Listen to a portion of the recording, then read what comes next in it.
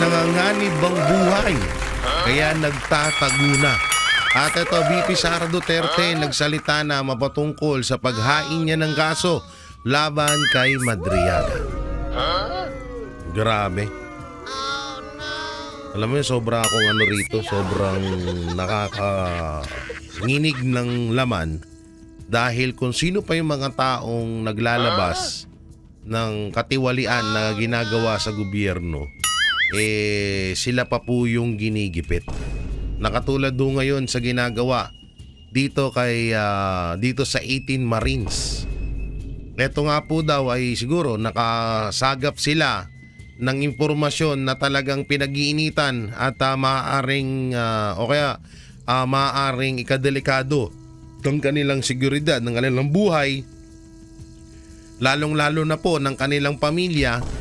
Ito po ay etong 18 Marines ay nagtatago. No, nagtatago dahil pinupuntiriya na sila or hinahunting na sila ng mga politikong inilabas nila yung mga pangalan at idinawit dito sa mali-malitang pera na galing sa kaban ng bayan.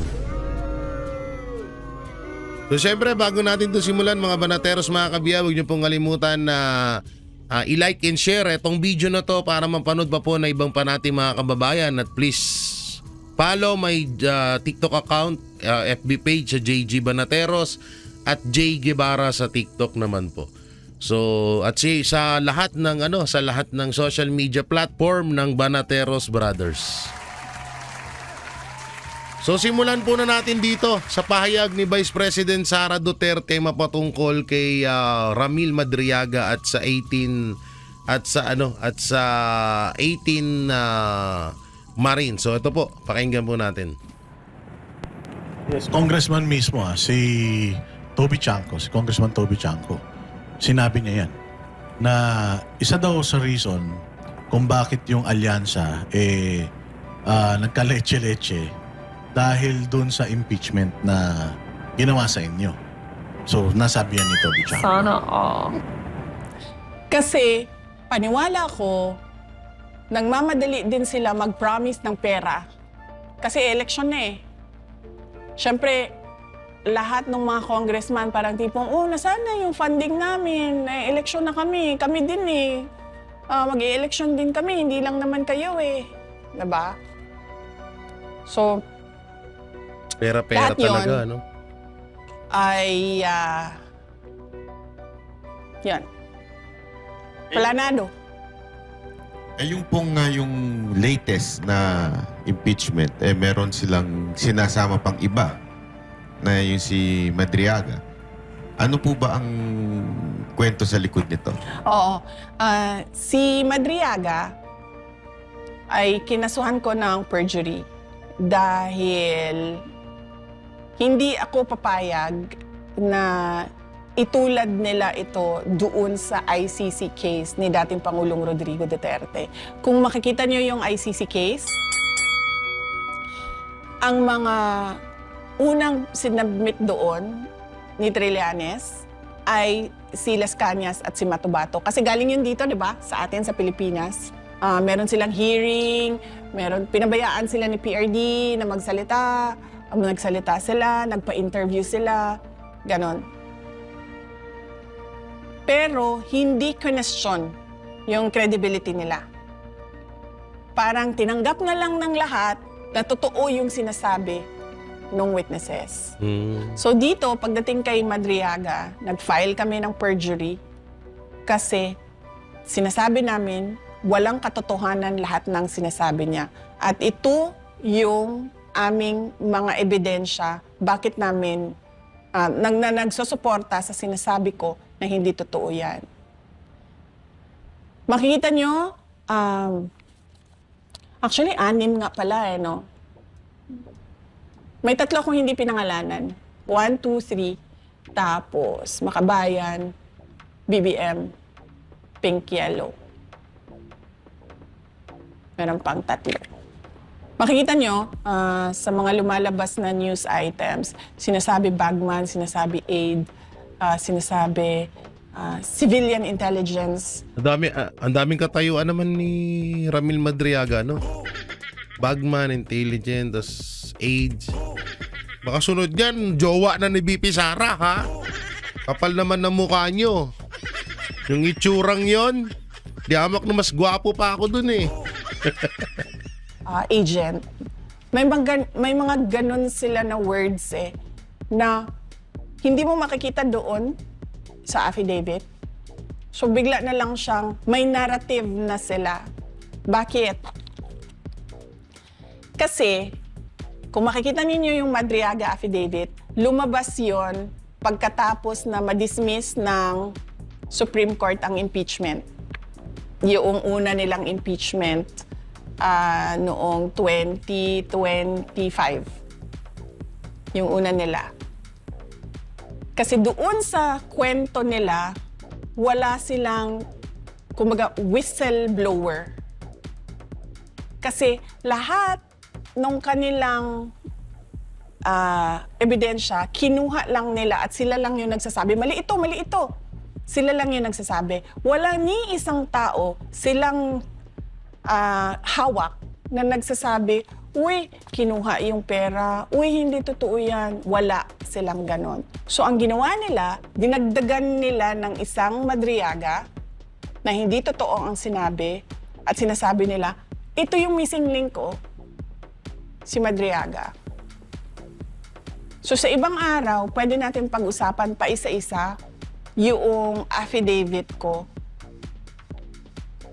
kay Madriaga na hindi ko kilala yung taong yan. Hindi ko man lang nakausap yan ng kahit ano. Tsaka masama niyan, palagi na lang nilang ginagamit na witness laban sa mga Duterte galing sa kulungan. Diba? Hindi nyo naalata. Lahat galing sa kulungan eh. Yung sa AJK, diba? Puro mga preso yung mga tinuturo dun. Si Espinosa, si De Lima, si Trillanes. Diba, muntik pang hampasin ni PRRD si Trillanes ng mic. Talagang sasabihin niyan, yung lalabas sa bunganga niyan, hindi talaga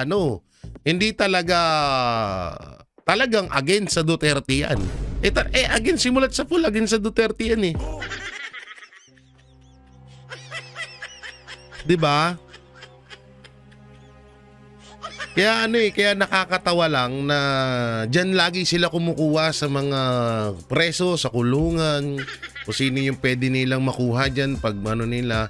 Ang kawawa lang dyan, alam nyo dyan sa kaya katulad nila Madriaga, ang kawawa lang, ang masaklap na mangyayari sa inyo, puro lang pangako sa inyo yan. Na baka siguro pinangakuan to, katulad kay De Lima, katulad kay Kerwin Espinosa. Pinalaya namin. Tumistigo lang laban sa Duterte. Gusto mo rin ba makalaya? So siyempre, yung mga preso, sige, ilalaya ako. Tapos may pera pa. Aba, naku. Diba? Kerwin Espinosa, mapapanalo kitang mayor. Sige. Idikdik mo lang mga Duterte. Panahon na to para bumawi ka. Diba? Halos lahat, ganyan ginagawa nila eh. Tapos, VP, connecta natin. Oo, I-connecta natin. Diba? Itong Whistleblower. itong Madriaga, no? Oo.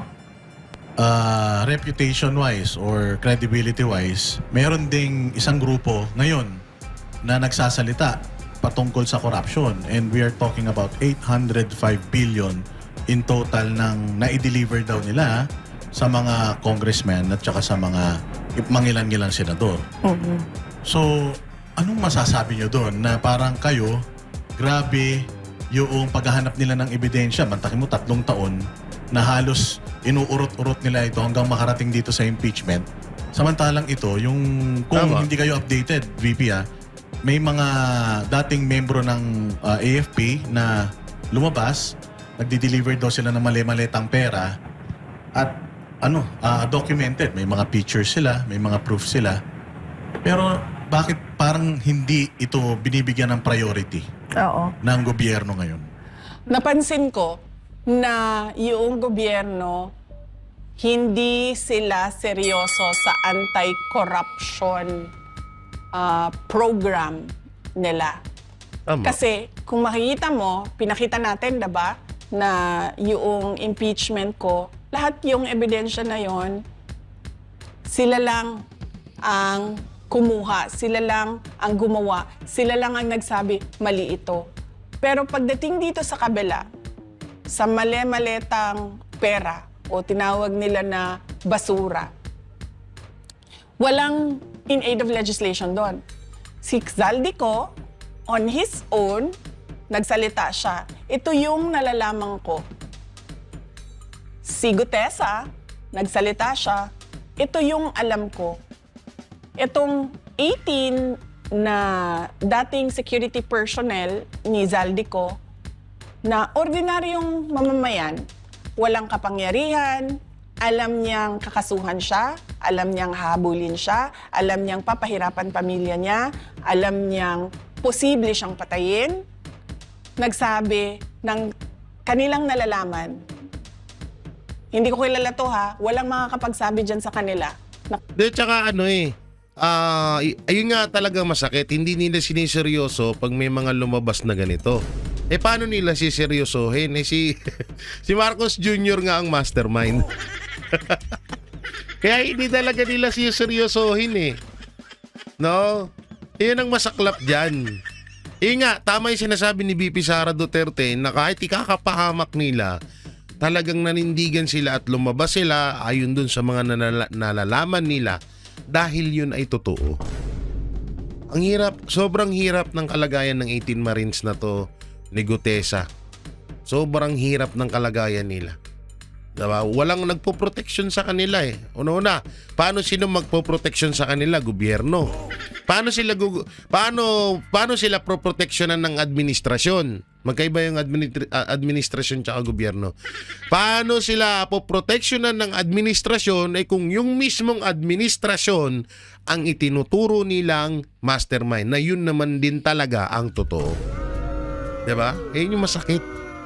Kung sino nga yung, kaya nga sabi nga ng INC, diba? Kung sino yung naglalabas ng ebidensya laban sa katiwalian, sila pa yung ginigipit, sila yung kinakasuhan. Pero yung mga itinuturo, katulad na itinuro ni Zaldico, si Martin Romualdez, asan na ngayon?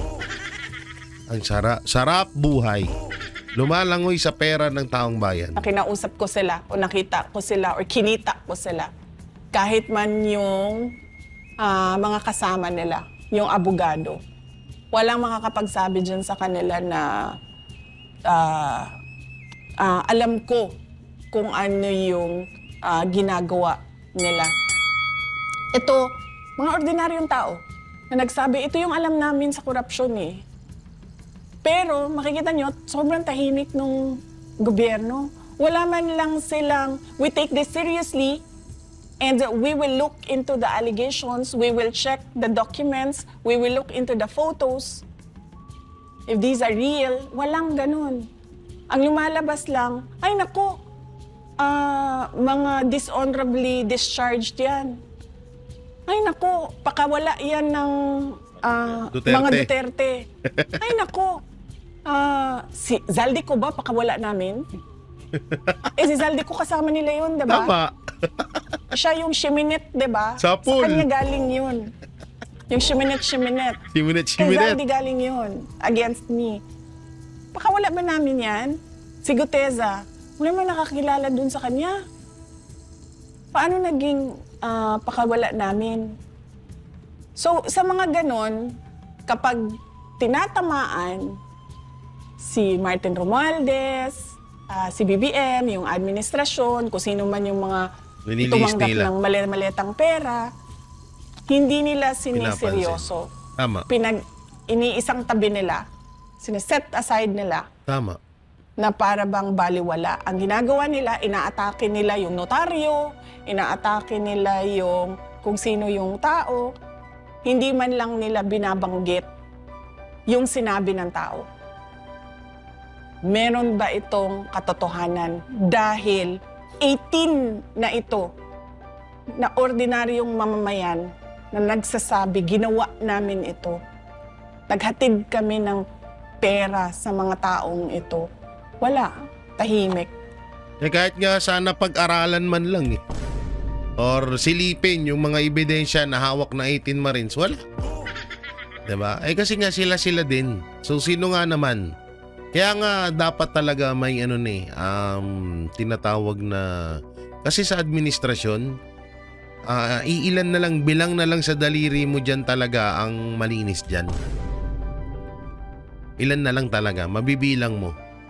Kaya talaga dapat may isang tumayo na para gawin na yung tama at para matapos na to. Kasi tignan nyo, lumabas si Saldico, lumabas si Gutesa, lumabas ang 18 Marines at may ilalabas pa ang 18 Marines at may ilalabas pa na mas madami pa sa 18 Marines. Babaliwalain lang nila. Dun pa nga lang sa binulgar ni Amy Marcos na adik ang kapatid niya, binaliwala nila. Yun pa lang napakaliwanag na nun. Kaya lahat ng to baliwala to sa kanila. Yan ang totoo, yan ang realidad namang na nangyayari, baliwala sa kanila. Kasi nga, sila din mismo yung mastermind at talagang gumawa nito. Yan ang masaklap yan.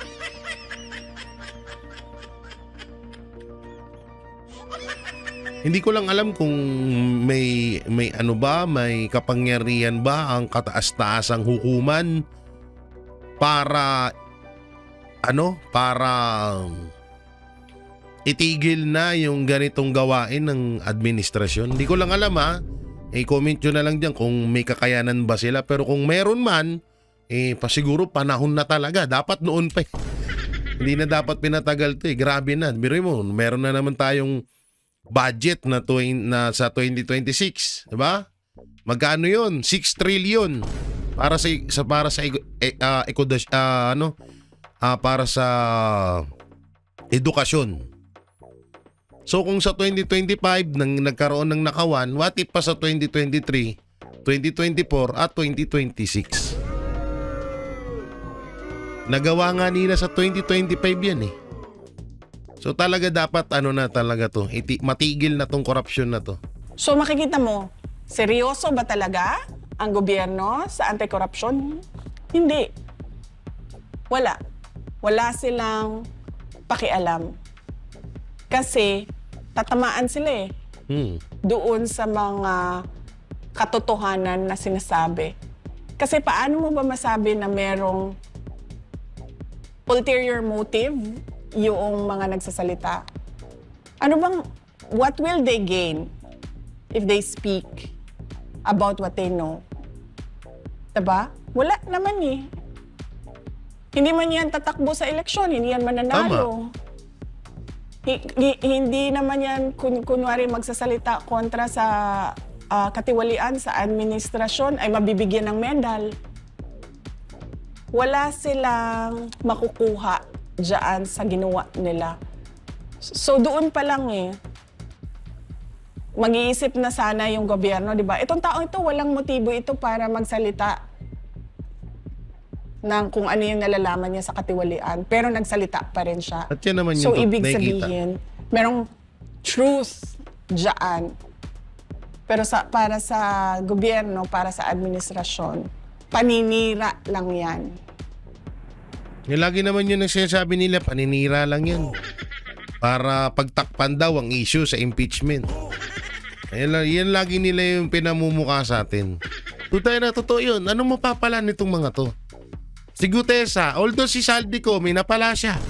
Isa siya sa mga nakinabang ng pera na yan Pero si Gutesa, etong 18 Marines, anong mapapala nila dito?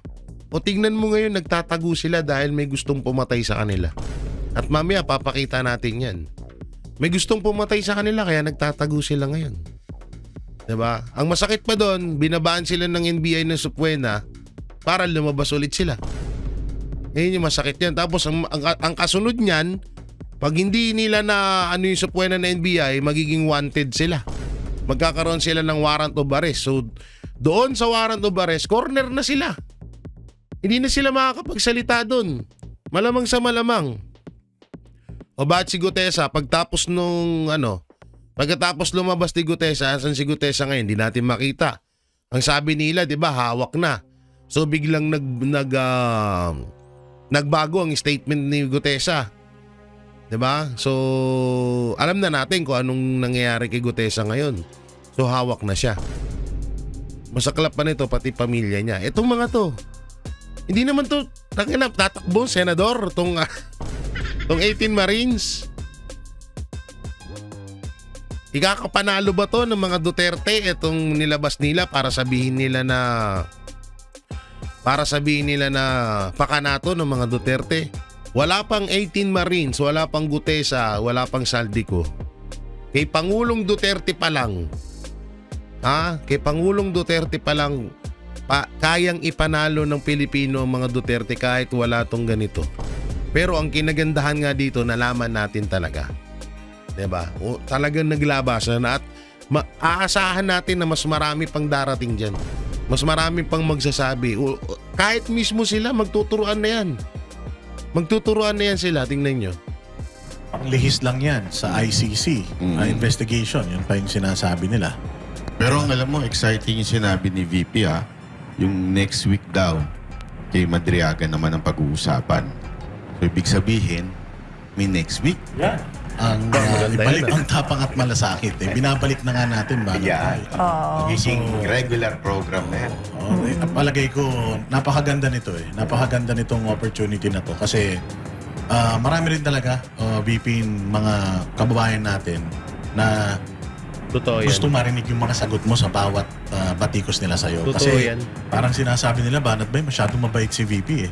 Kaya nga, noong kayo ay nag-file ng kaso kay Madriaga, people are expecting na hindi lang si Madriaga yung sasampahan nyo ng kaso eh. Na marami pang iba. Darating tayo doon.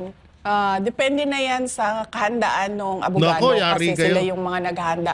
In fact, yung kay Madriaga, matagal yan na trabaho nung Panelo Law Office para mabuo yung sagot para detalyado at pulido at meron talagang ebidensya yung sinasabi naming perjury. Ngayong araw na ito, pinakita lang natin yung double standard ba?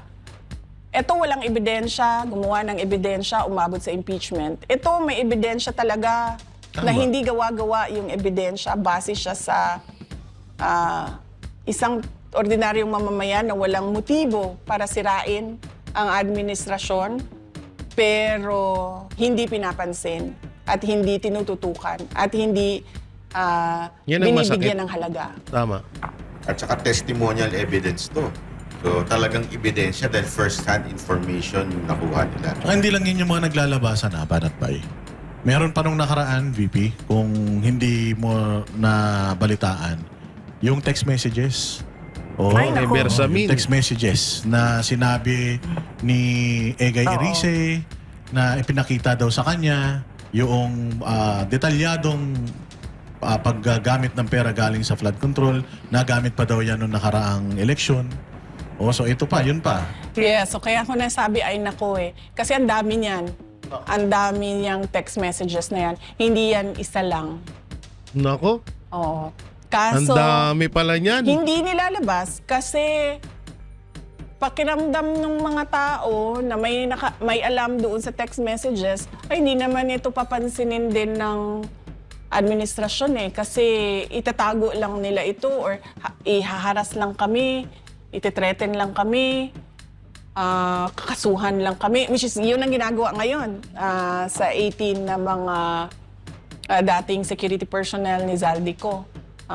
Kakasuhan sila. So, yun yung nangyayari doon sa binabanggit mo na text messages. Hindi ka ba na nagugulat, VP, na 3 years nilang pinlano yung pagsira sa'yo? Pero ngayon, may gerang nangyayari sa Middle East. Pero wala silang plano, VP. Yung mga speeches nila parang sinasabi, magano kayo, pumunta kayo sa safe na lugar, parang kanya-kanya bahala kayo sa sarili nyo muna. Dahil hindi tayo pwedeng makapagpadala dyan ng eroplano, hindi rin naman pwede yung land travel. So kayo ba nagugulat na ganito yung trato nila? Alam mo, napakadali magpadala ng eroplano eh. Sa totoo Ito na. lang. Alam niyo Boom! ba nung COVID na panahon, madami ang na-stranded na mga tiga Davao City dito sa Manila? Napakadali. Yari sila ni... Nagkontrata kami ng commercial airline. Patay. Sabi namin, isasakay namin sila lahat, babayaran namin kayo using COVID funds. So, ilang beses namin ginawa yun. Nangontrata kami sa commercial airlines, lumipad yung commercial airlines, doon sinakay lahat ng na-stranded na tiga Davao City na cleared na magbiyahe or Ayan, inallow na doon mag-quarantine sa Davao City. Puta na guys, ang liwanag nito. Napakadali lang daw pala talaga magpadala ng ano pero hindi magawa-gawa ng administrasyon natin. So ibig sabihin, wala talagang pakialam si Marcos Jr. sa atin. Walang pakialam si Marcos Jr. sa mga kababayan nating hero abroad na naiipit sa gitna ng gera sa Iran at Israel. Tindi, putang ina. Grabe. Ang lupit nito. Oh. Buti na ang galing talaga minsan na ang galing talaga ng Banateros Brothers. Buti na itanong talaga 'tong ganda nito. Nilipad namin. Hindi lang 100, hindi lang 200 na mga individual ang nilipad namin noong panahon na yon. At hindi lang mga tiga Davao City. Meron pa kaming iba na kapitbahay lang ng Davao City. Pero sabi namin, sige, sumakay na kayo. Basta mag-quarantine lang kayo according to sa sinabi ng doktor dito sa labas ng Davao Airport. Tapos pwede na kayong magsiuwian kung saan. Hindi ganyan kahirap magpadala ng eroplano kung saan mo gusto kumuha or mag-rescue ng tao. Kaya lang, VP, sarado ang airspace. Tsaka baka daw pabagsakin yung aeroplano. Hindi kasi yung isang kaibigan ko galing Dubai, papauwi na siya kasi nagbukas na. So yan na pala. Yung siguro limitado, pero hindi sarado.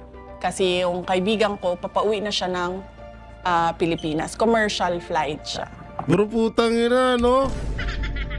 Civics. Tangina talagang binudol tayo ni Marcos, grabe. Pinaniwala niya ang tao na hindi kayang magpadala ng rescue doon. Dahil keso sarado daw. Mahirap daw, baka bombahin. Putang ina. Ito, kaibigan ni BP Sara, nakauwi na. Ayop talaga.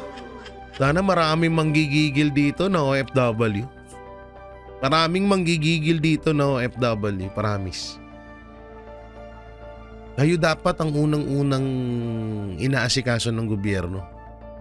Sorry. Huwag niyo sanang masamain tong sasabihin ko pero mas priority ng administrasyon ng gobyerno ang mga kababayan nating OFW. Bakit? Hindi dahil sa bukod sa isa sila sa pinakamalaking naitutulong para sa pondo, para sa tax natin, para sa ekonomiya natin. Una-una sila yung nasa ibang bansa eh. Sila yung nasa ibang bansa na kaya nga tinawag na hero abroad. So mga bayani yan. Na dapat sila yung priority na tulungan pag sa oras na kailangan nila ng tulong ng gobyerno natin. Pero putang ina, sila pa ngayon ang napag-iiwanan. Sila yung kinakawawa, sila yung walang pakialam sa kanila, yung administrasyon natin. Tayo dito sa Pilipinas kahit papano okay tayo dito eh. Una-una sa pagkain, matitiis pa natin eh. Lalo na yung mga taga-probinsya, may kanya-kanyang tanim. So although dito sa Luzon medyo mahirap dahil lahat bili mo. 'Di ba?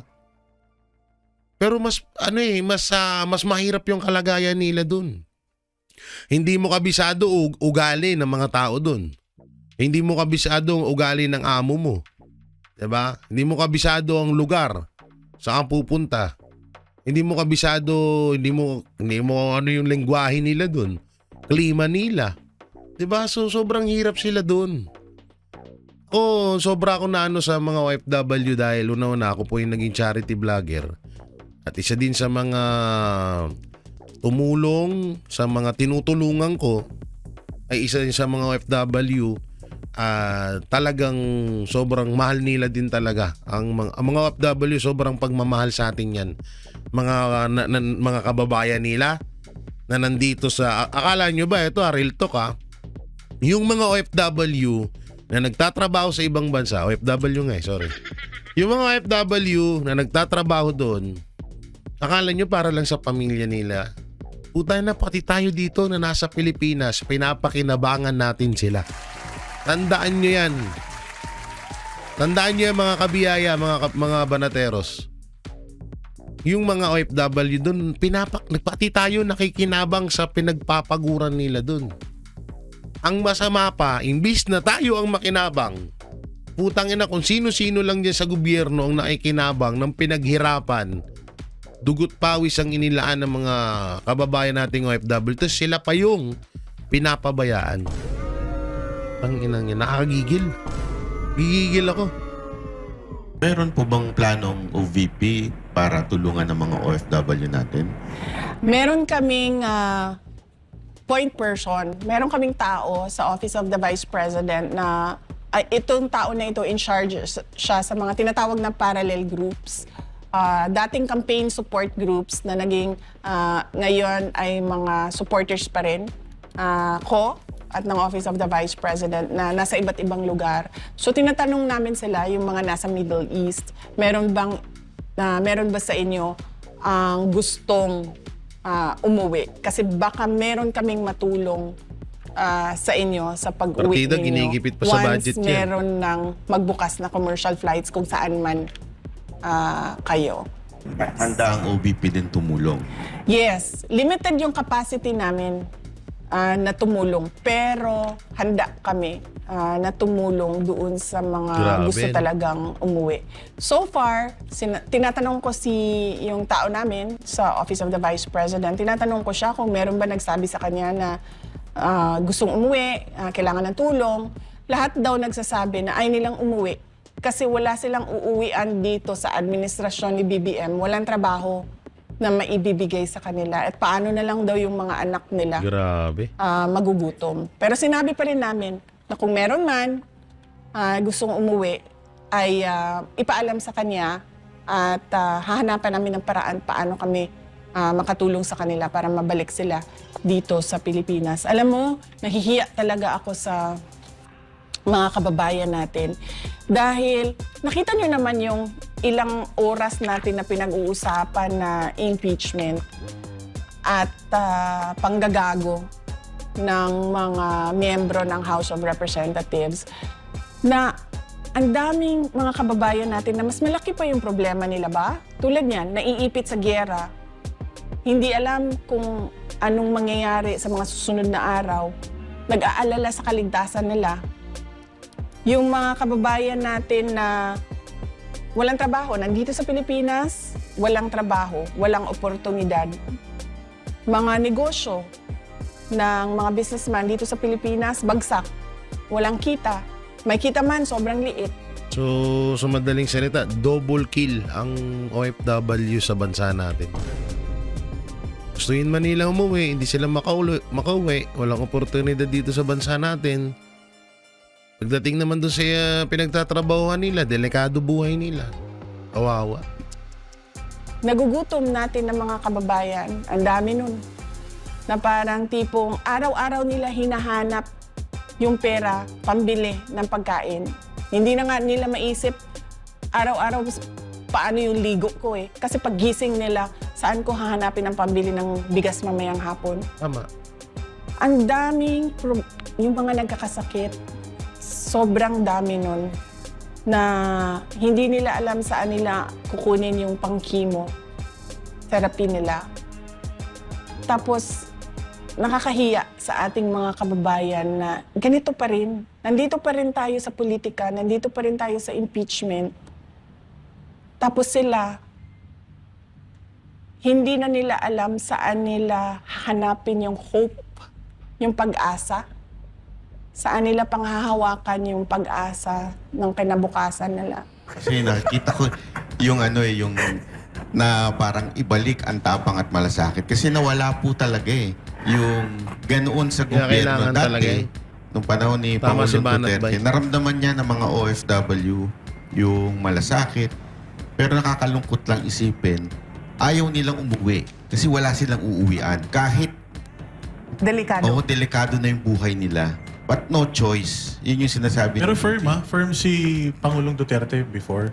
Nung latag siya ng parang deployment ban sa Kuwait noon na kahit na ayaw ng mga Pilipino, firm siya, hindi, madidisgrasya kayo Kasi merong pang-aabuso sa mga Pilipino doon noon So talagang kahit hindi nasusunod yung tao, ang nasusunod talaga yung presidente. Kung ano yung tama. Kung ano yung tama, kung ano yung kailangan. Kasi talaga ang Pilipino, magaling yan sa ganyan, yung kapit sa patalim VP di ba? Minsan, gagawin na lang nila kahit na mahirap kasi may mga pamilya silang may mga pamilya silang sinusuportahan dito sa Pilipinas. Isa pa yan sa problema natin, human trafficking.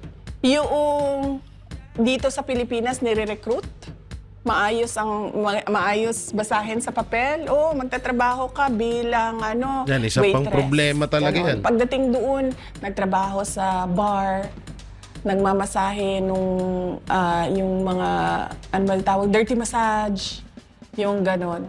So, isa pa yan sa Kawawa. problema din natin. Tapos, hindi makauwi. Yung mga kababayan nating OFW, pag nalaman yung ganung trabaho, kasi nga, baon na rito sa utang. Tangina, grabe. So, talagang kailangan na talaga nating ibalik ang tapang at malasakit. At sa mga Duterte lang nating yan, mararamdaman, makakamtan. Tindi, no? Nang lumo ako dun sa pwede naman pala. Kayang-kaya naman palang pauwiin ng mga kababayan natin dito pero hindi ginagawa ng solusyon ng administrasyon. Kapal nyo. Tangina nyo. Di pa kayo magkamatay. So eto, pag-usapan na natin tong mapatungkol sa 818 Marine.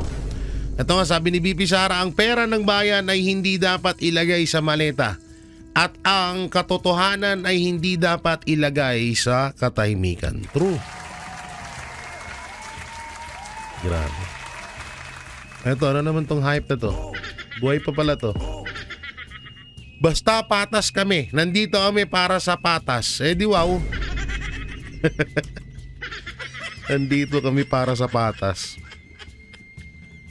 O baka dahil dyan sa patas na yan, isa ka rin sa nakinabang. Eto, huwag po nila kaming sirain.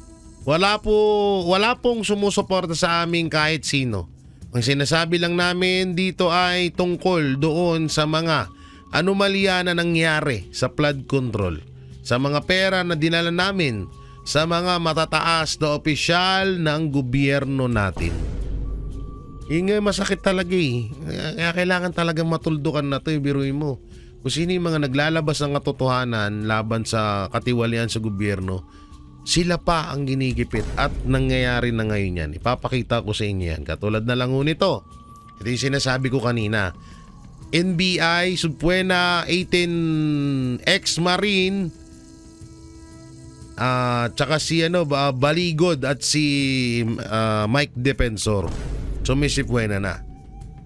Ang bilis nito kasi eto nga, dito natin. Ayan. 18 personalidad o 18 personalidad na nagtatago na umano dahil sa security threat. Nagtatago na dahil sa security threat ang tinaguriang Brave 18 na pinakilala na dating Marines na naghatid umano ng pera sa mga malalaking personalidad ayon sa grupong United People's Initiative or UPI. Sa isang press conference nitong Biyernes, March 6, 2026, dahil sa security threat, kailangan nilang hindi maging visible lagi. So, yung words na nagtatago, yes, nagtatago sila dahil may threat. Pahayag ni UPI Secretary General Retired Ray Valeros Jr. Biruin mo nagtatago tong 18 Marines ngayon. dahil nga sa security threat. Tapos sinampahan ng NBI ng Supuena. Para saan? Dahil sa inilabas nila? Dahil nagsampa ng kaso si Trillanes? Hindi po ako galit sa NBI. Ang akin lang parang bakit? Hindi ba pwedeng dapat nga yung NBI pa ang magproteksyon dito sa 18 Marines na to dahil mahirap yung kalagayan nila ngayon. Nireport sa GMA na oo, nagtatago sila. Hindi sila pwedeng magpakita agad-agad. Dahil nga sa threat sa kanila. Dahil sobrang daming mga kilalang personalidad, lalong-lalo na nandyan pa sa administrasyon, sa gobyerno, yung mga tumanggap ng perang ito. Kaya kailangan talaga mag-ingat nila at maaari silang ipapatay. Ganyang kasaklap po ang mangyayari or maaaring mangyari sa 18 Marines. So yun mga banateros, mga kabiyaya, anong maikukomento nyo ho dito sa pasabog ni BP Sara? Dito mapatungkol kay Madriaga, mapatungkol sa 18 Marines at doon sa mga OFW na nasa gitna ng gera sa Iran at dito sa pagtatago ng 18 Marines dahil sa kanilang dahil sa threat sa kanila. I-comment nyo na lang po dyan sa baba at ating babasahin. At syempre, don't forget to like, share, comment, and subscribe sa ating YouTube channel. Paipindot na lang din po yung bell button para lagi kayo updated sa ating mga video araw-araw. At ayun, mega love shoutout sa inyong lahat. Hindi man namin kayo maisa-isa mga banateros ha. Pagpasensyahan nyo na po, tayo po ay busy din at may mga trabaho. Sana maunawaan nyo po yun. So yun, ingat kayo palagi. God bless and peace and bye-bye.